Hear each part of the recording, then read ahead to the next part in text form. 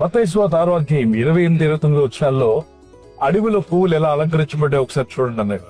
సొలొమోను తన వైభవంతో కూడినటువంటి అద్భుతమైన ప్యాలెస్ లో కూడా తనకున్న శాయశక్తులతో జ్ఞానంతో కూడా ఈ విధంగా పువ్వులకు రంగుదిద్దలేకపోయాడు. అడవి పువ్వులను చూడు, అవి వడకవు, రంగులు వేసుకోవు, పెయింట్లు తెచ్చుకోవు, కానీ అద్భుతంగా అవి అలంకరించబడతాయి. ఉదయం మొలిసి సాయంకాలం వాడిపోయేటువంటి గడ్డి పువ్వుకి ఎన్ని రకాల రంగులు. వాటిని అలంకరించినట్టుగా దేవుడు మిమ్మల్ని అలంకరించడా? నీకు వస్త్రాలు ఇవ్వడా?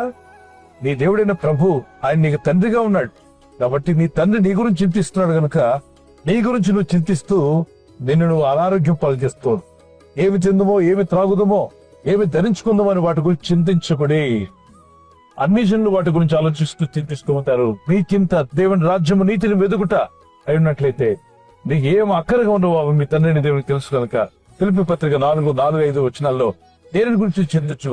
అయితే మీకున్నటువంటి విషయాలన్నీ మీ చింత యావత్తు ప్రార్థన ద్వారా, కృతజ్ఞత ద్వారా దేవునికి తెలియచేయి. ప్రభు మీ ప్రార్థనలు విని తప్పక మీకు జవాబు దక్కేస్తాడు.